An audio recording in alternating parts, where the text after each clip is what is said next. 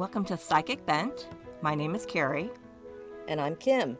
We are two sisters wanting to help other psychics learn and grow in their abilities and to help educate about spirits, angels, and everything psychic. Hi, listeners. Welcome back to Psychic Bent. We hope you've enjoyed the first portion of the Psychic Toolbox series that we've started. This time, we are going to be discussing the pendulum and dowsing rods.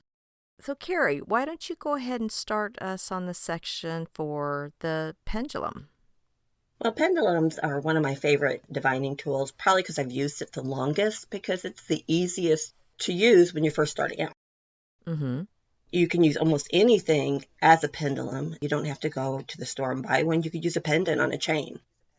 So you can use almost anything that hangs from a chain, that has a heavy item on the bottom, and that you could use it for asking questions and divining. Okay, so the item has to be heavier than the chain? Well, yes, because it needs to be able to move. Okay. And if it's lightweight, it's stuck. The chain's not going to go straight down. And most things are heavier than a chain. Okay, gotcha. You could use pendulums basically for healing, all the way to setting your intentions. You can communicate with your higher self through the pendulum, your spirit guides. You could use it for metaphysical exercises. And like I said, they don't really cost a lot. I mean, you could go crazy and get something really expensive if you want. But my pendulum, I paid, I think, $15 for, and it's got a pear shape or a cone shape, however you want to call it, quartz on the clear quartz on the bottom of the pendulum, and it's got a little quartz bead at the top of the chain where you hold it. Okay. So this is a very affordable start for your psychic toolbox, and this probably would give you the quickest results just starting out. Okay. Okay, so the scientific definition of a pendulum is basically an object that's suspended from a fixed point that is able to swing back and forth because of the gravitational pull. But that doesn't really tell you much about how it works, but that's basically what the definition of a pendulum is. They used to have shows on TV, I don't know if they still do because I don't watch a lot of TV, where they'd hypnotize people on TV. Uh-huh. They'd be swinging a pendulum back and forth. Right.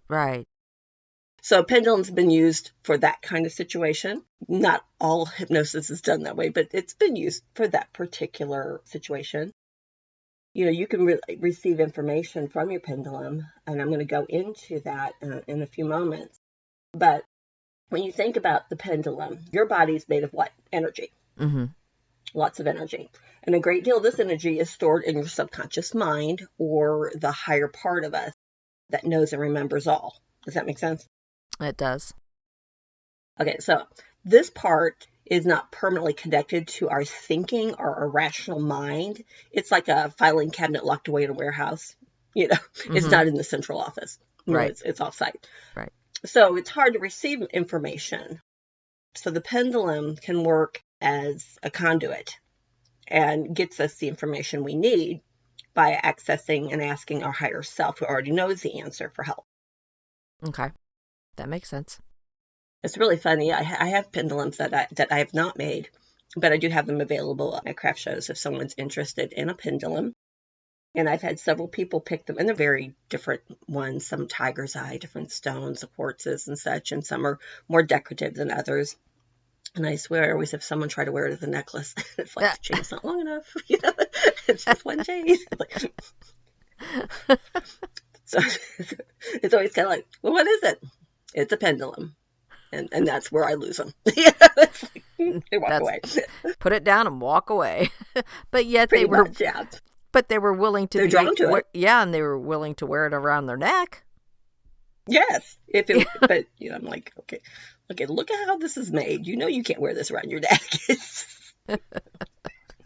But like I said, they were drawn to it for a reason. Yeah. It could have been what the stone was, or maybe they needed a pendulum in their life because spirits been like knocking on the door. Yeah, true. So the pendulum can be used for many different things. It's a way to transition into meditation. You can use it for balancing of energy in your chakras. You can cleanse your aura with it. You could use it during grounding exercises. While looking for lost or misplaced things, And then it can also guide your decision making. Now, I have, on many occasions, referenced using my pendulum. So everybody knows Carrie has her pendulum and she enjoys using it. Mm-hmm. And I do use it to confirm things. And it was funny, I was working with it last night, and it was answering yes and no, and then finally it just started spinning in a circle. I'm like, oh, we're done. Okay. No more questions. Go to bed. Yeah. I just thought that was funny. It's like, okay. And, so it's kind of funny how the pendulum does work. So, but, before you use your pendulum, we're going to talk about how to choose a pendulum, what they can look like. I just really think that it's really good for easing anxiety. It helps you focus, gives you mental clarity, because you're asking yes and no questions. Mm-hmm. Right. When you're first starting out. Right. And so your mental clarity, you're thinking very, okay, how am I going to word this? Because for some reason we think when we ask the universe something, we have to use perfect words. Yeah. instead of just, hey, this is what I'm asking. This is what I want to know. I think that goes back to how the upbringing is in religion. If you were raised in a church environment, because you were always taught you have to ask the right question, or you have to, how you phrase things was embedded into your mentality, into your brain. And how elaborate can you make that prayer? Exactly. Instead of just asking, Mm-hmm. Asking. Yeah. Yeah, and we make it more complicated than what it actually is. Yeah, I agree with that. Yeah. How I got my pendulum is a friend was like, hey, they're doing a pendulum dowsing class at the local rock shop. Want to go? And I'm like, all right. Why not? It was a $15 class, which was the $15 was to pay for the pendulum. And they had all these pendulums. And it was just, I went right for this one. I'm like, oh, this is mine. Grabbed it real quick because I don't want anybody else to have it. This one's mine. And it's like, I didn't even know what to expect, but I wanted that one. That one was mine, So it's really funny how the stones call to you and when you're open to listening to them. And I'd already been doing metaphysical work with stones. So I was just like, yep, that's mine. And I have lots of pendulums because, like I said, I have them on hand in case someone wants to buy one. And I'm not drawn to use any of them. Oh, wow. That's interesting. Yeah. And when I go to the paranormal convention, I take my pendulums with me because that's a tool that can be used in ghost hunting or ghost investigations. That's true. Yep. I would take them with me and stuff, and I would take my own because I'm traveling and take it with me. And someone tried to pick it up one day. I'm like, no, that's mine. You have any of these, but like I said, I'm not drawn to any of them. They're beautiful, but it's not mine. So, there's the shape of the pendulum, which is basically the stone that's hanging on the bottom. We're going to get into that. So you have the basic teardrop, one of a triangle shape or the rectangle or square ones. It's just what you want. It doesn't matter. Mine's a teardrop. I have some that have a actual quartz point on the bottom of it. That's the point. Now, it's not polished. It's a straight point. So it's kind of whatever you want to use. Okay. Now, the weight of the pendulum. Some pendulums are heavy. If you would wear your pendulum, you would need to consider how heavy it is. Now, that's if your pendulum is on a silver chain. Okay. So if you were to buy a stone that's drilled and has a hook or a loop, it's called a bail, sticking out the top of it, then you could put that on a chain, and then you could have your pendulum with you always. Okay, that makes sense. And that's why I said, well, you could use it for a chain. Right, yeah. Right. My pendulum is not, but you can wear your pendulum, so you do need to keep in mind the weight of it. True. Yeah, if you're going to wear it, yeah. Yes, because, there's different materials you can use for the pendulum as well. So you do want to kind of think of what material what am I going to do with it? Am I going to just keep it on a short chain and use it for periodic? Or am I going to wear this all the time? I wear my protective stones, and so I have no need to wear a pendulum. Right. So, but that doesn't. So but that doesn't mean you can't. Right. So, how is your pendulum that you don't wear attached to its chain? Well, it's the same process. It's got a little hole in the top where there's a hook or a ring that's coming out. Okay. And then that's how it's attached to the chain. Okay. It has to have something to attach it to. It's not wrapped or anything like that, like you do with your other. No. Okay, gotcha. All right. No, it is not. It's not wire wrap. Okay. And I've never been drawn to wire wrap a pendulum. Now, you could use brass, crystal, wood. Those are usually the three primary items that are used if you're going to get a pendulum. And it's basically what you're drawn to, what material you like. It doesn't matter which one you go with. It's just what you're drawn to or what picks you. I mean, I was talking to a woman at a craft show and we were talking about pendulums, and she said that she was in a spirit shop and and my pendulum literally jumped off the display and landed at her feet. Oh, wow. And I said, well, what was it? She goes, it was a tiger's eye. And I went, there you go. You needed a tiger's eye. Wow. Brass, if you go with a brass pendulum, brass is kind of a mixture of zinc and copper. And those pendulums are very popular and practical. They're known as protective properties of the brass, and they have a high vibration that can help heal, but also a high vibration. Now, because they are conductors, these pendulums are more energetic sensitive than the wooden ones. So this can be a good or bad, depending on how you look at it. They're not influenced by magnetic fields, which is a plus. Right. Warm and yellow in tone, the pendulum makes them a great choice for those into aesthetic appeal.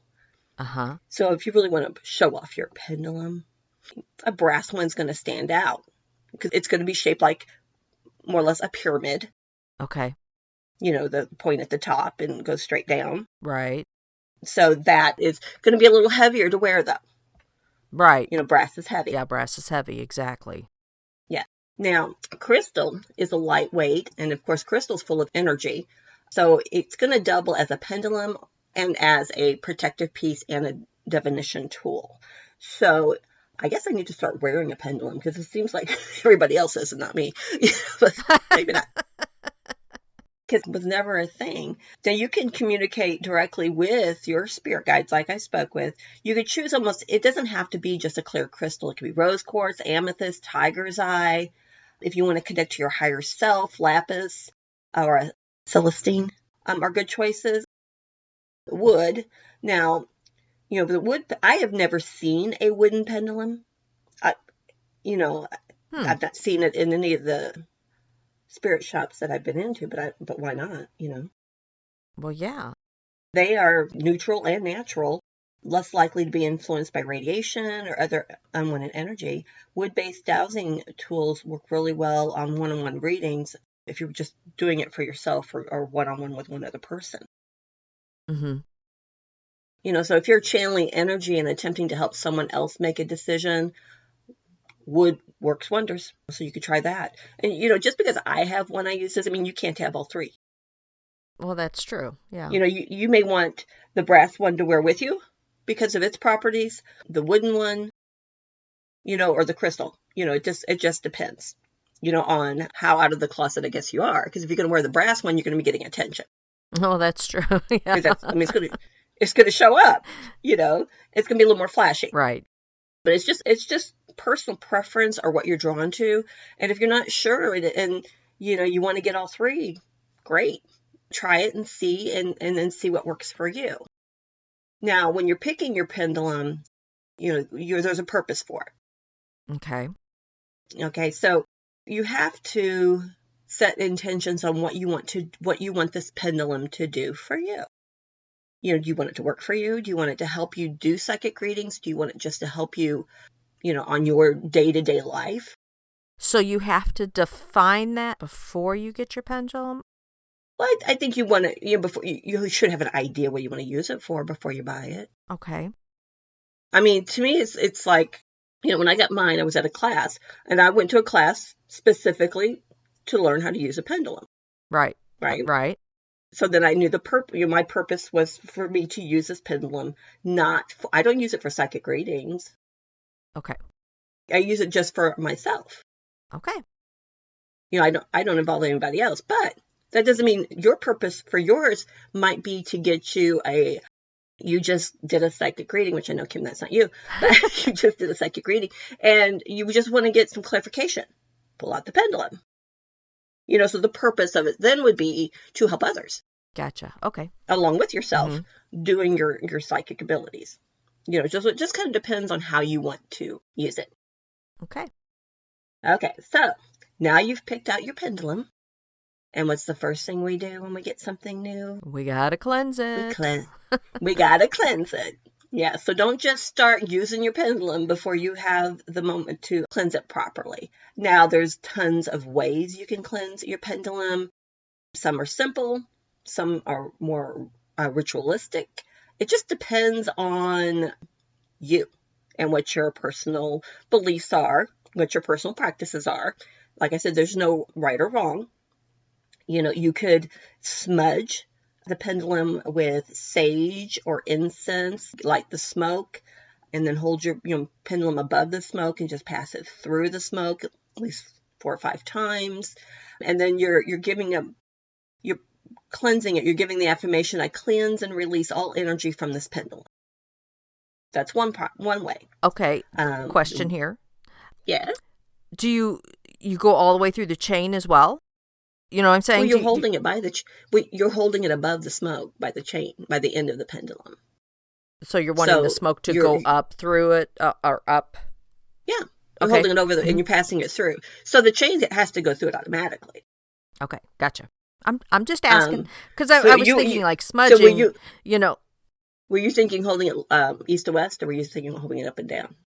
Yeah, I was thinking originally east to west, but then that makes sense if you're having the smoke rise. Well, if you're holding the, you would, yeah. If you're holding the smudge stick, you're going to have to hold it up and down.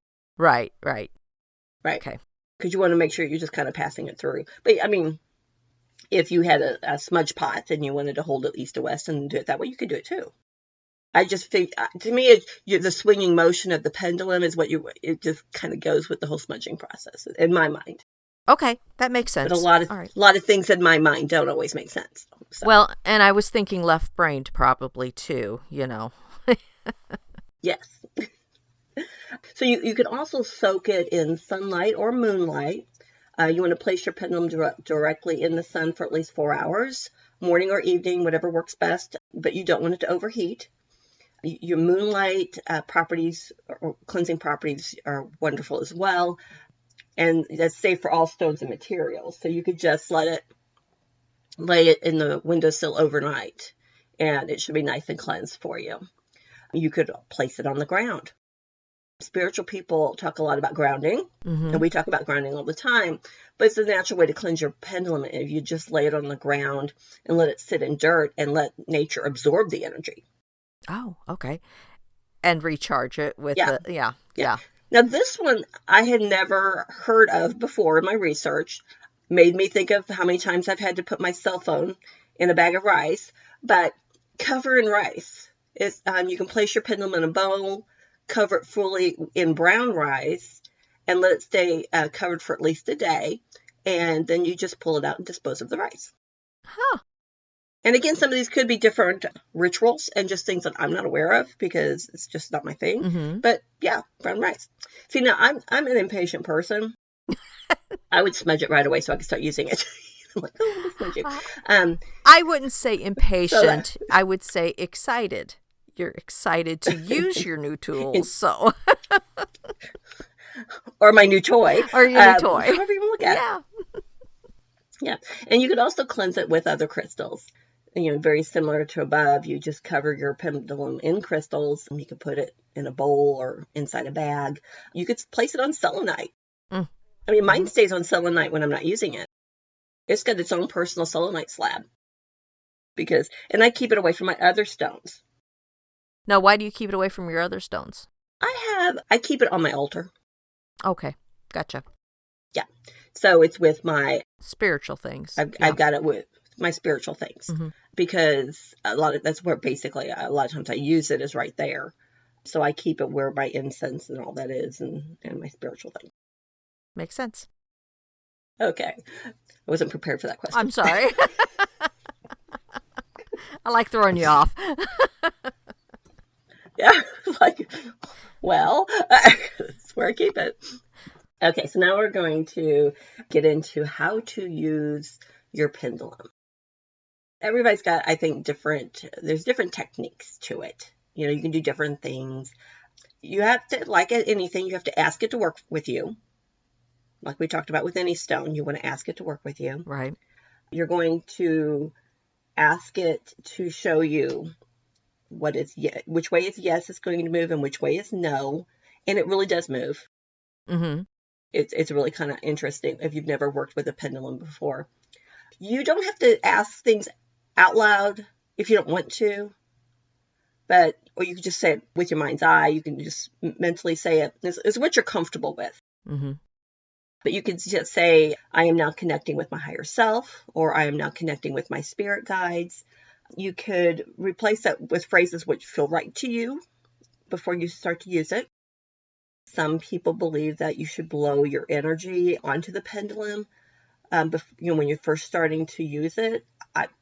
I did not do that, and it still works for me. So again, it comes down to, what works for you. There's no right or wrong. Yeah, right. Now with my pendulum, when it swings forward and back, that is yes. That's away from your body and towards your body, right?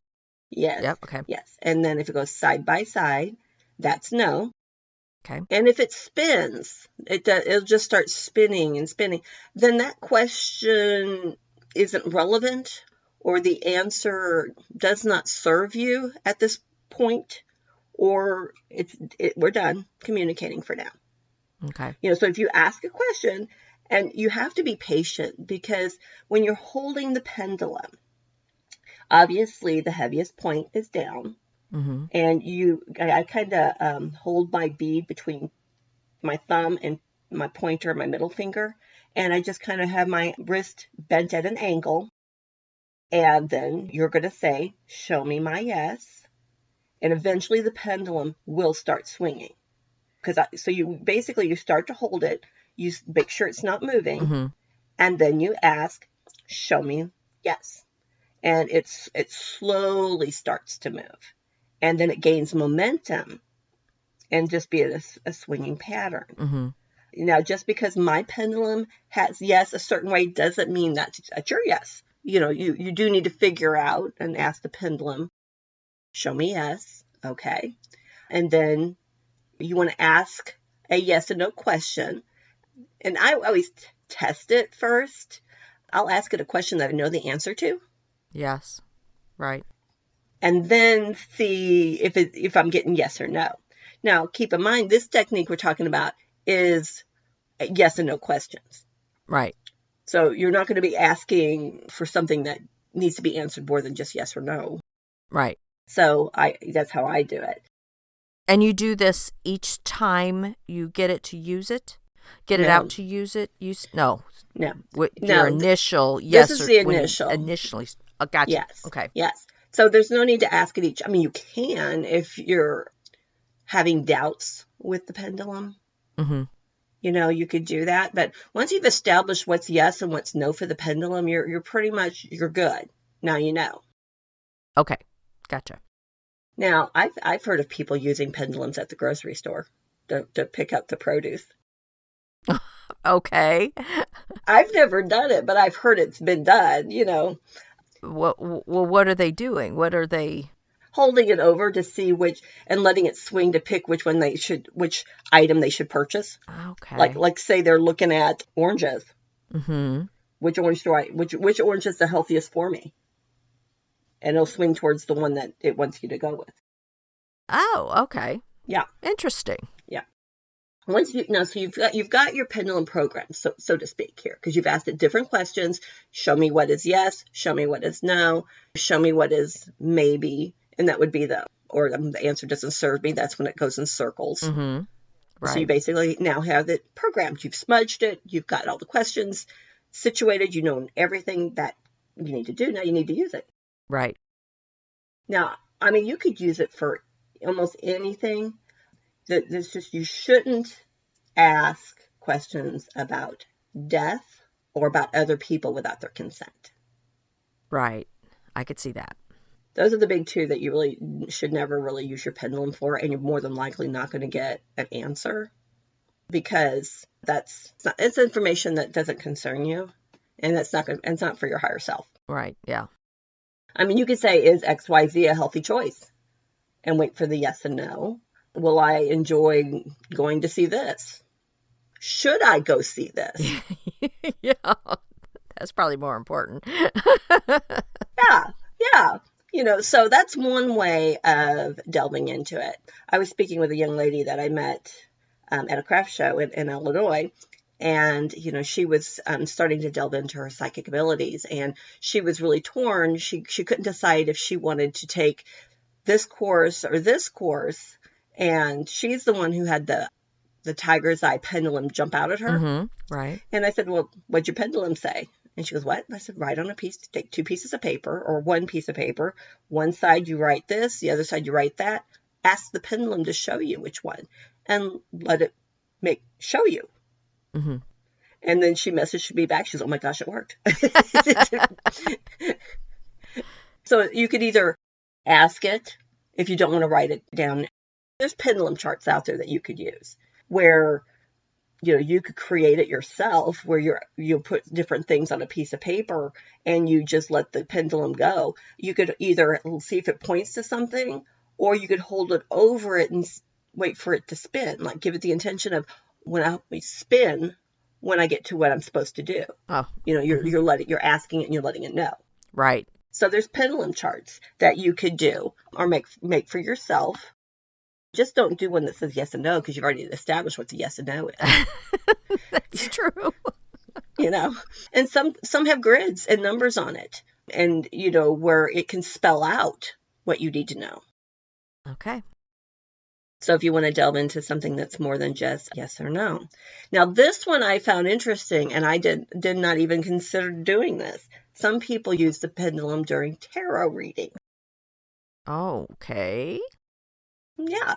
They used a pendulum chart with all the major arcanas on it. Oh, interesting. Yeah. Yeah. So this is done at the end of the reading. And, it's final thoughts, I guess, is what you want to say. So if you're asking, if the client has a final question, this is the final thought. You hold it over the arcana and see which one it goes to, to get the answer. Interesting. I just thought that was pretty interesting, because I never thought of using it that way. Mm-hmm. Kind of like the oracle cards at the end Right. of a tarot reading. Cool. Yeah. Right. Now, I have used mine to check my chakras. Because if you have a blocked chakra, like we talked about in the chakra series, it could have such huge impacts on your life. Right. So I would tell it we're checking the chakras. So if it's working properly, spin, so I know. And it was, my sacral and my solar plexus. The sacral, it spun very slow. Not as fast as it did for everything else. And my solar plexus, it wasn't spinning at all. Uh-oh. We need to get going on this, and so it's just kind of a nice way to check in with yourself. Right. Sounds logical. Okay. Mm-hmm. Does this really sound hard? No, it doesn't. Not at all. Yeah, so I recommend everybody have this in their psychic toolbox, just for getting that confirmation message. Mm-hmm. That hey, this is yeah, okay, it's right. We're good.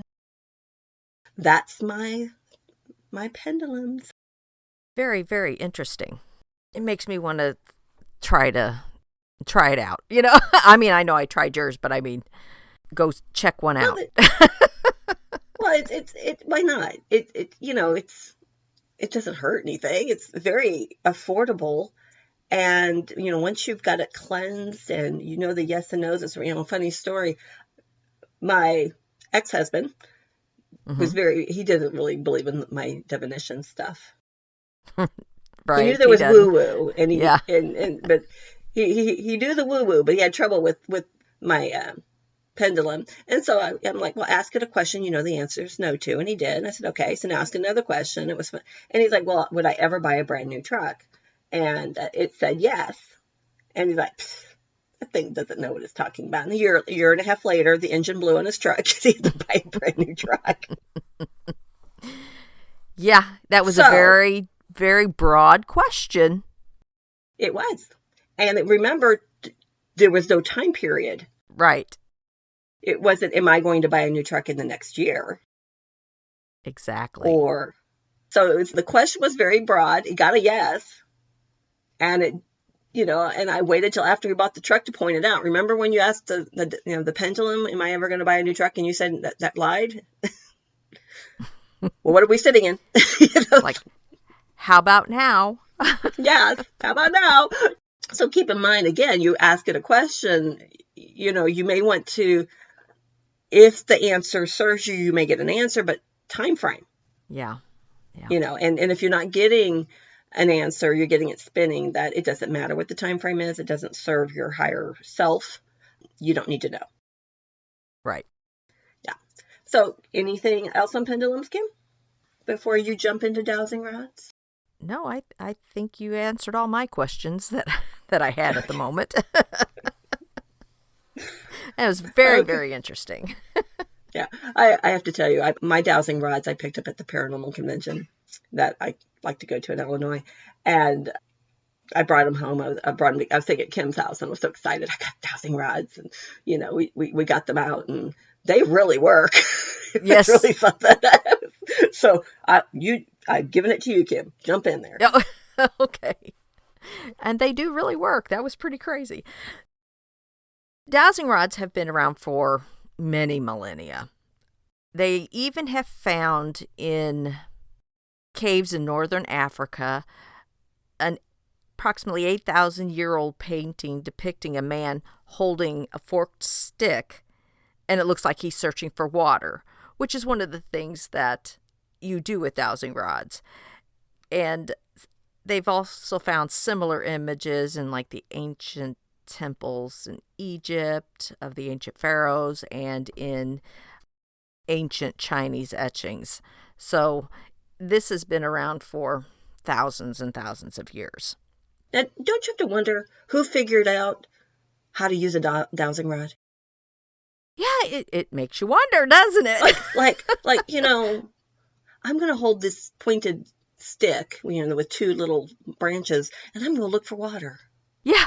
It's just amazing how, yeah, people figure stuff out. What caused it? What made it? That's with many things, though. How did they decide to do this? Who came up with that word for that? And stuff like that. It's just right. You just always wonder. It's just amazing.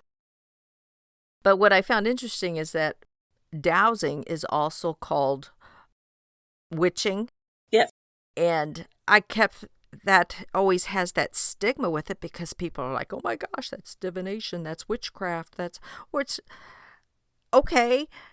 But it came originally that name because witch hazel bush or shrubs is what people commonly used to make the Y-shaped wooden dowsing rod, for lack of a better term. That's what they used for dowsing, was because you found a witch hazel bush locally. They are naturally shaped with the Y that you use, and use it for searching for water and ore and other items back in ancient times. So I found that to be interesting. It's because it came from the witch hazel bush. Now, there are other trees that are used as well, like, for example, the willow and the peach trees were also used in ancient times and more recently to make the natural Y-shaped dowsing rods. Now, dowsing rods can be used for, and it's not just dowsing rods, dowsing tools, which pendulums are also a dowsing tool, are used to search for things in the earth such as water, lost coins, ores in the ground, minerals, oils, lost grave sites underground even. And they can also be used to search for ghosts, which I found funny or effective. Why is that funny?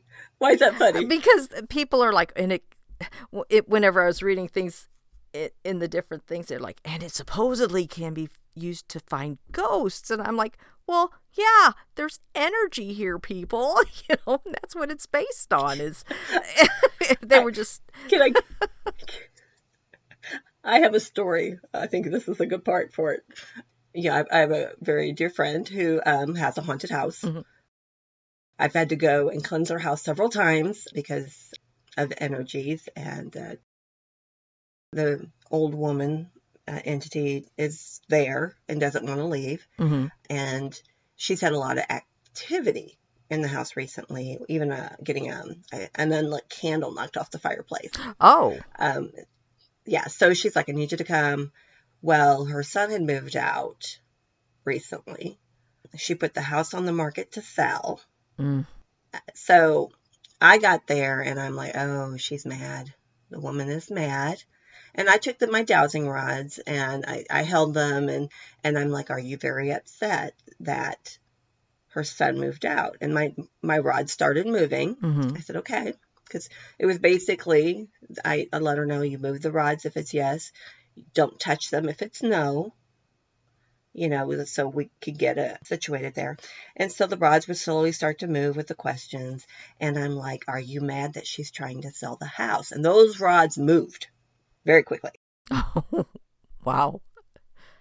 And so we were having a conversation. I had my friend ask questions and things and were moving. And I said, well, here, why don't you hold the dowsing rods and you ask questions? And that entity quit talking to her. He would not talk to her. She goes, why aren't they moving? I said, because she's mad at you. And I told her, I said, you need to let her know why you're selling the house. You had a very valid reason for selling the house. You need to tell her why. Yeah. And that she really should move on. And if she wants to, I could help her with that. But she did not want to go. Right. Nope. This is my house. I'm staying. But mm-hmm. Yeah. But the dowsing rods were perfect in that situation for communicating because my friend does believe in my psychic abilities, but she's very left-brained Mm-hmm. as well. Right. And so she's conflicted. I thought, well, this is one way that she could see the answers. Not that I was just getting, psychically. Right. That she could actually see the answers happening, which that worked out great having the dowsing rod. Right. Perfect tool for that situation. Yeah. Yes. So ghosts do use them. You can use it to find ghosts. Right. I just thought it was funny how everybody was like, supposedly. And I'm like, it just makes sense, people. Come on. Well, yeah. I mean, if you're doing an investigation, once you get into close to anything energy, the pendulum, I mean, my dowsing rods are copper, so they're going to start moving. Yeah, definitely. When they hit energy. Exactly. Yep. So the dowsing rods have also been used to locate pipes and ducts, like metal ducts in with the. It's not like you said ducks. I know. So I've tried. It sounds like ducts. It's DUCTS, like for air conditioning and heating ducts, and wiring within enclosed walls of houses. So they might be able to use it to fight a duck. Yeah, you could maybe find even the a quack. So that's fine. That's funny. So the common ones that are used for this for dowsing are the L-shaped metal rods that you were describing. You hold them by the short part, and then the long part is what's pointed out from your body, and you keep I'll describe that in a bit, but that's how you hold those. Now, if you're using the wooden Y-shaped dowsing rod, you're going to hold the 2 points of the Y, and then the leg of the Y is what is pointed outwards. So that's how you would hold those. And of course, you already talked about the pendulum and how to hold that.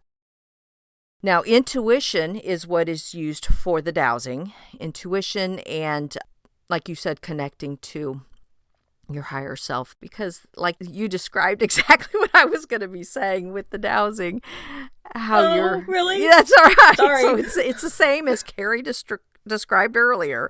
There are subtle changes that happen whenever you are concentrating on your question or what you're looking for, and the rods will move in that regard. If you're looking for the water or the oars or the things that are underground and such.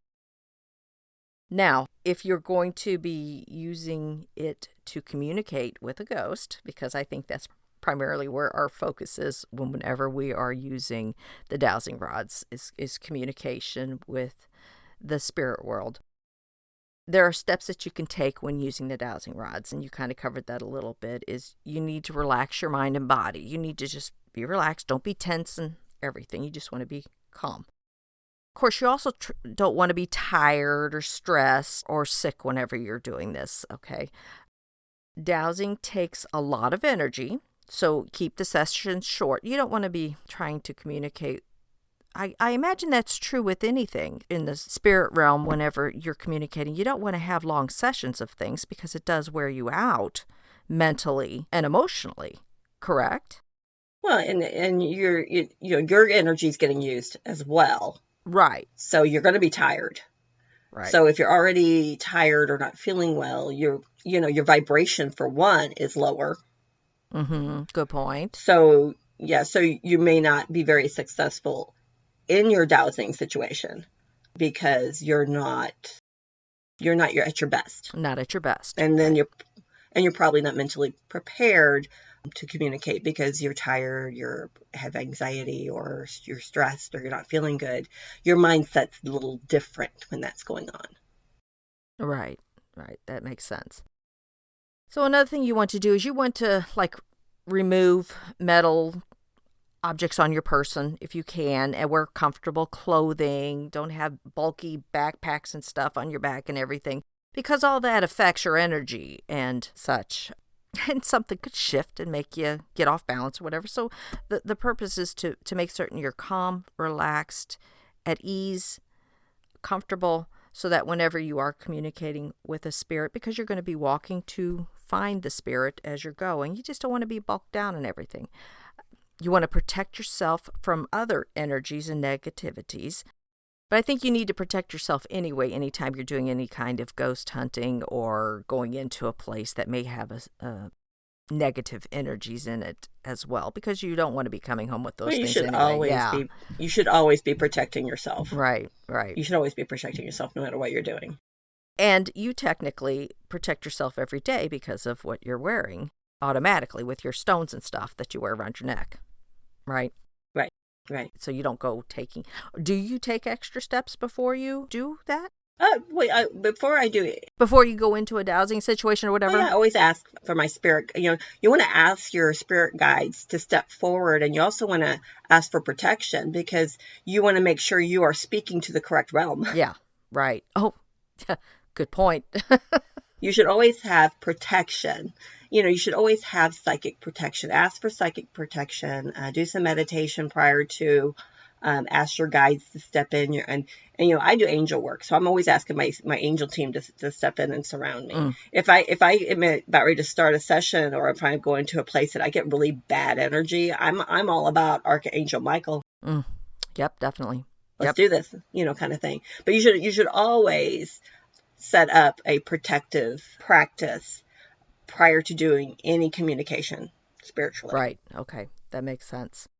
Yeah, being mindful what stones you wear when you're trying to do this as well, because some stones deflect ghosts, spirits, Right. So, keep them at bay. Yeah, exactly. Right. Which if you're wanting to communicate with them, you don't necessarily want to deflect them at that time. You're wanting to communicate. Yeah. Correct? Yes. Okay. And then you break the connections when you're done. So. Yeah. Okay, so there are always 3 questions that you can ask before you actually start the session with this spirit. And you're asking the question of the dowsing rods and such, like, may I use you? Can I use you? And should I use them? And then say a prayer of protection. So you're asking the dowsing rods if you can use them, because as with your pendulum, you're asking permission to use them if they will work with you today for this session. And if the spirit world is saying, no, this is not where you need to be using this, then don't. There may be something negative there that you shouldn't be communicating with. Does that make sense?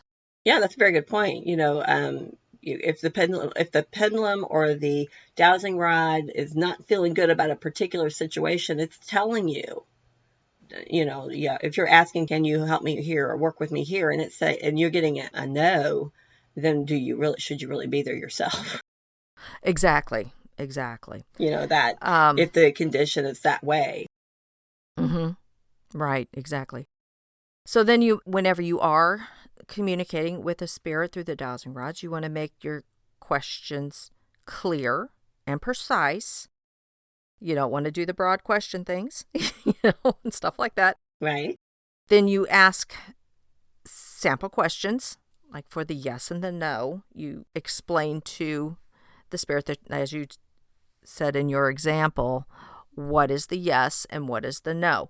Now, what I found interesting in this research is that some paranormal investigators ask that spirit to show them what the yes is and what the no is, because sometimes it's not always the moving out is yes and moving in is no. It could be the other way around, or it could be they move them both to the left or they move them both to the right. It just depends on how that spirit is going to answer your questions, yes or no. I just do it with them moving it as yes and not moving no, only because of the energy that they're using. But but I have seen them on paranormal shows where they will cross, and then when they will go opposite directions, which is always fun to see that happen. Right. Yeah. So I thought that was interesting because I've never used them for that purpose before. Just with you and I showing, of course, you showing me how they worked. That's the only time I've actually seen them used for that. As far as, finding water and stuff like that, they do move in or out. So I thought that was very interesting that they ask each ghost or spirit, how do they want to communicate? Is this the yes or is this the no or whatever? So I thought it was interesting. So you would use the dowsing rods basically for, in conjunction with your psychic abilities. Is that just getting confirmation of the answer that you're getting psychically, or? Yeah, that is exactly how it is, that you're using your intuition to communicate with the spirit, and the spirit is giving you the visual answer or confirmation answer besides what you're also picking up in your head. Now, that is also how you can locate where a spirit is as well, because of the energy. If you're walking with your dowsing rods looking for it, that's where you have your crossing over or the moving out motion of your rods to actually find a spirit, because of the energy that they are giving out. Does that make sense? Well, yeah, I was just trying to, if you're not into ghost hunting, how are you using your dowsing rods? I guess is where I was going with that. Well, okay. Well, you could use it that way as well, as far as asking your yes or no questions, like how you connect your upper self. And then you can say, should I go take this route to the store today? And it could answer yes or no. I'm just giving that as an example, But yeah, questions aren't coming to my mind that you could ask. Or should I go take this trip to North Carolina this week, and get your yes or no answer there? Or should it be next week that I leave for North Carolina, and you could get the yes or no answer there? So you can use it to ask questions of what you're wanting answers to as well. Okay. A lot of the information is the same as with the pendulum. They are the exact same types of tools that you could use for the same purposes. Where you can. So it comes down to what you're comfortable using. What you're comfortable using. Exactly. And I'm assuming that with the pendulums, you could also communicate with ghosts, spirits, if you're ghost hunting as well. I don't know. You could, yeah. You could. Okay. Mm-hmm. As with any tool or ability, you must practice to become efficient using those items. You will not be right all the time, of course, but you can learn to be proficient. And the more you use it, the more you practice with it, the more you'll feel comfortable in the answers that you're getting when you are using these different divining tools. What do you think? Yeah. Is that it? That's all I have. Okay, well, that's fine. I just found it funny as you were doing Carrie and I are at it again. We didn't talk with each other about how the episodes were going to be or what we were going to be doing in our episodes. And the points I was going to make was also in with Carrie's points. So Well, they're very similar divining tools. They are. It's not. I mean, you can't compare numerology to a dowsing rod, but you can use. I mean, the pendulum is for dowsing, right. So they're gonna go over each other. That's gonna happen. But again, we came up with the same stuff. Yes, we did. We're good at that. I know. Yeah. Now, my dowsing rod has beads on the handles. So when I'm holding it, I'm not touching the rod at all. I'm just holding the beads. Right. And that was something that I saw in the research, that you can use beads. Some used, like you're talking about yours being copper, they use a little bit bigger sized copper pipe to go over the handle, so it has the ability to move.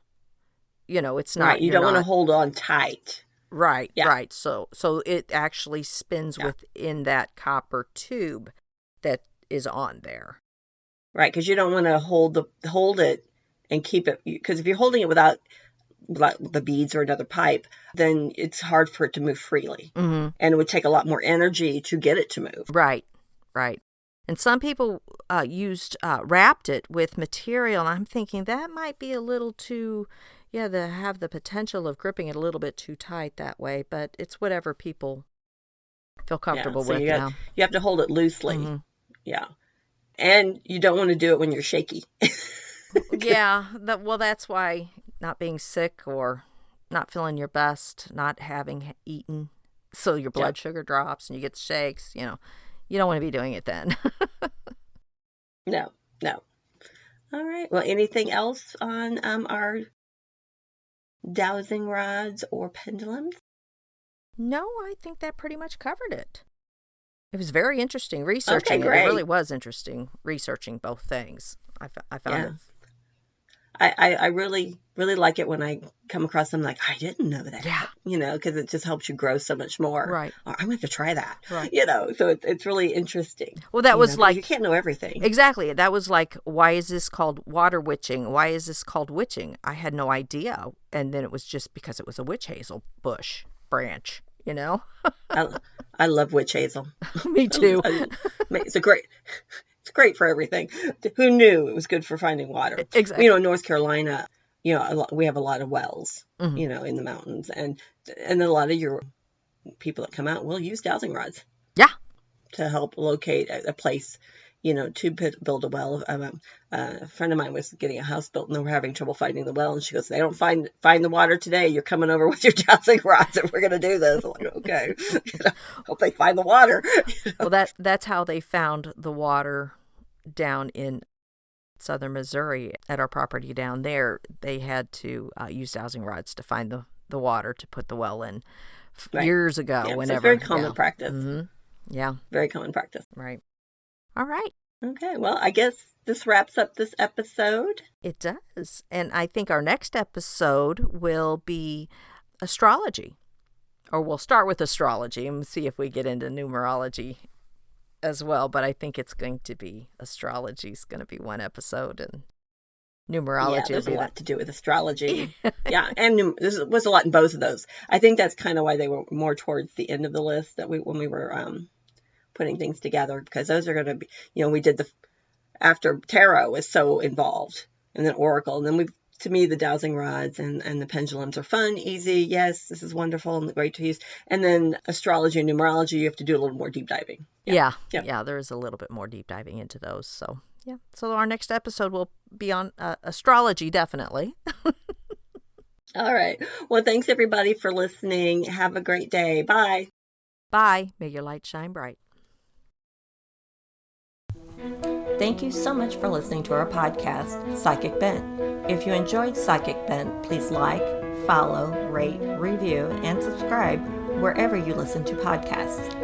We can be reached on Facebook at Psychic Bent Podcast. Our email address is psychicbent1@gmail.com. May your light shine bright.